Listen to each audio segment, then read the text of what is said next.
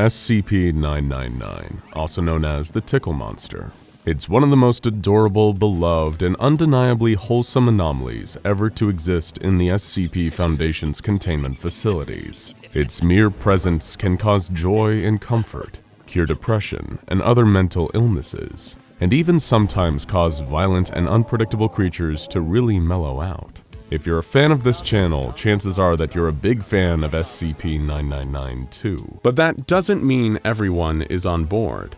As we all know, there are plenty of entities and groups in the SCP universe that are downright evil, and as a result would love to see this little blob of pure joy crushed to a pulp or sacrificed to a cosmic horror. But you can't ever underestimate. Wait a second, is that a containment breach alarm?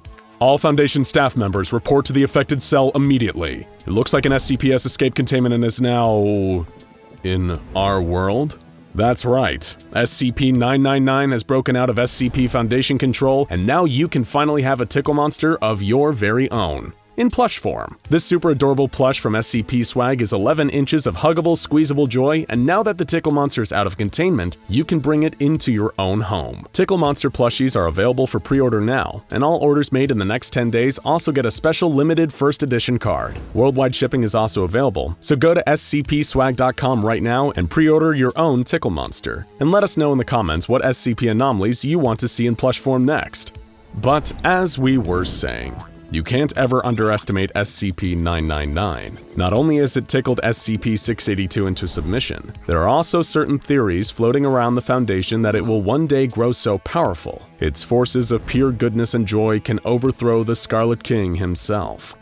That's why today, we're throwing the Tickle Monster into a kind of royal rumble with all the baddest dudes the Foundation has ever encountered. And we're going to give our theories on how SCP-999 might somehow find the good in even the blackest of hearts. First, SCP-096 the Shy Guy, a killing machine so brutal, direct, and opaque in its motives that some have even questioned whether it actually has sentience. However, we'd personally stake our claim that it does. When a photo of this savage beast was taken with SCP-978, the Desire camera, a camera that shows the deepest desire of its subjects, it revealed that the Shy Guy secretly just had the desire to disappear. Not only does this suggest that the monster may not actually like killing people, but the very idea that it can have a desire also implies some level of intelligence. But how would SCP-999 enter the mix? Well, we know that 096 is an anxious creature. It spends the majority of its time just pacing its cell, and when someone sees its face, it begins sobbing uncontrollably before entering its rage state.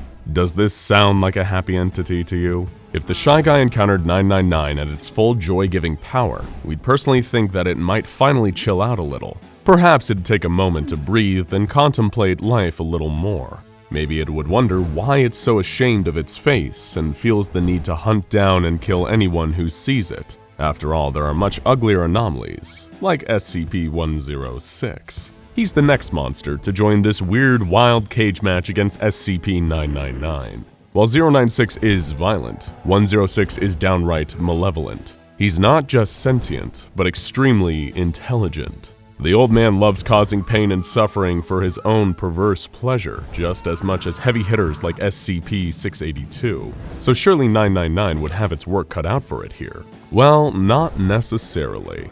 There are two leading theories about who 106 actually is, one being the Scranton theory, and the other the Corporal Lawrence theory. The first dictates that 106 is the result of Dr. Robert Scranton, physically and mentally transformed by his time in SCP-3001, the terrifying Red Reality. The second theory was that he was a World War I soldier known as Corporal Lawrence, whose anomalous encounter in the trenches turned him into the beast he is today. In either case, he's a man shaped by pain and anomalous trauma. Much like 096, the Desire camera revealed an insight into 106's mind. His greatest desire consists of him walking across a field towards an old house, where an old woman smiles and waits for him. Many believe this old woman to be his estranged wife. Perhaps an encounter with SCP-999 would cause 106's sadism to abate, reminding him of the humanity he once had.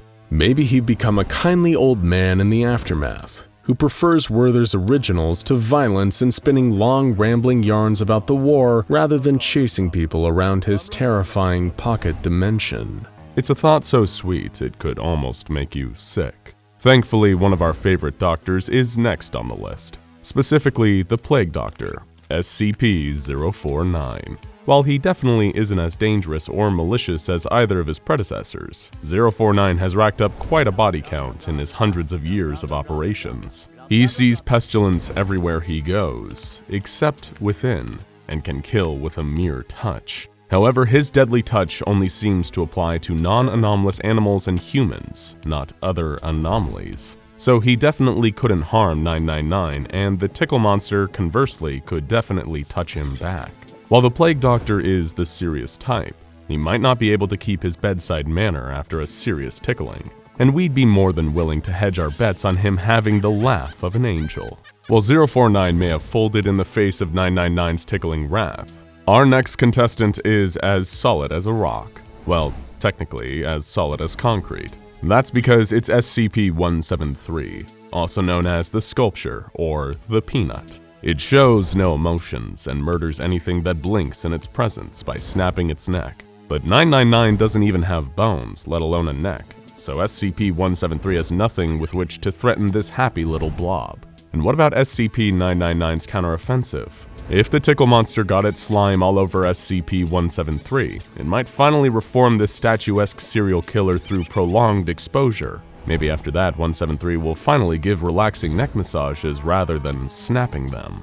But while the sculpture may be intimidating, it's nothing compared to an unkillable, mass-murdering Blade Master, right? Of course, we're talking about SCP-076, also known as Abel. No matter how many times he gets put down, he keeps coming back, with unparalleled skills in physical combat and the ability to pull huge blades out of thin air. He also appears to be fueled by pure, unstoppable rage. So how on earth could our adorable little Tickle Monster possibly go toe-to-toe with a swordsman who cuts through elite mobile task force soldiers like a hot knife through a D-class? Much like SCP-106, it seems like a lot of Abel's rage is rooted in a deep pain caused by his past.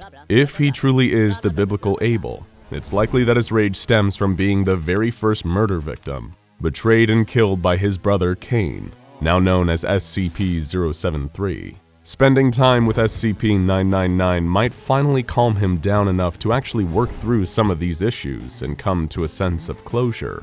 Maybe with SCP-999 at his side, Abel could attend some therapy sessions with Foundation psychologists, until he finally felt as though he'd moved past his murderous urges, perhaps even working up to family counseling with Cain. He could then re-enter society and reapply his expert knife skills and become a Bobby Flay-style celebrity chef, except one who could actually flay you if you got on his bad side. But let's talk about an SCP that's frankly dangerous to even discuss. I am, of course, referring to SCP-2521. Okay, great, I'm not dead. Wonderful, let's carry on. 2521 is attracted to any information about it, written or spoken. It will immediately appear upon the creation of this information and steal either the information itself or the person disseminating it, in the case of verbal words. If someone were to pass SCP-999 a fact sheet about SCP-2521, it would inevitably manifest and prepare to throw down. But perhaps the positive influence of SCP-999 would change SCP-2521's tune. Rather than obsessively stealing information about itself, the being may instead finally open up and speak about itself. We might even learn some interesting things, like the fact it used to have a bowling team with SCP-106 and SCP-049. He also loves knitting. Oh, come on, not again! Now how about we go for something a little closer to human, please? SCP-082 Ferdinand the Cannibal. A huge ogre-like humanoid that has a penchant for pathological lies and also devouring human heads. And, well, the rest of the body on, and, well, the rest of the body too, if he's worked up enough of an appetite.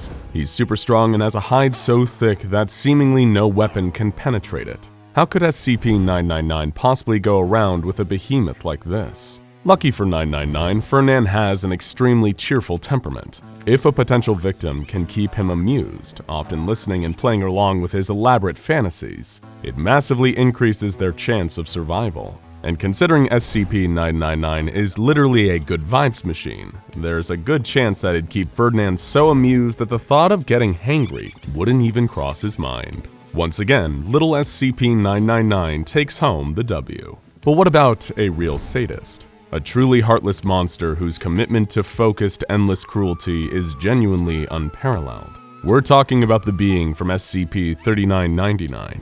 This terrifyingly powerful reality warper hasn't racked up scores of victims because it prefers the quality of suffering over quantity. It'll select a single victim, trap them in their own personal hell, and spend a literal eternity conceiving every possible torture and torment to break the spirit and body of the victim, never giving them the luxury of death.